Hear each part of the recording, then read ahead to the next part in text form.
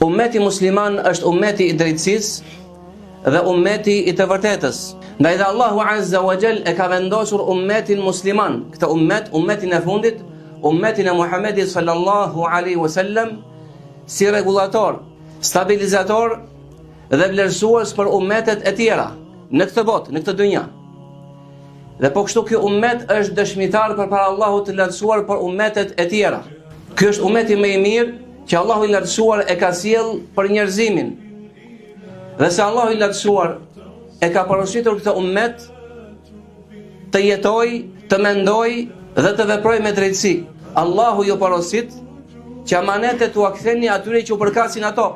Dhe kur të gjykoni mes njerëzve, të gjykoni me drejtësi.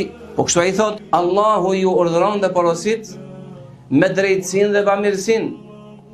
Apo Allahu ju urdhëron me drejtësinë dhe përsosjen e punëve.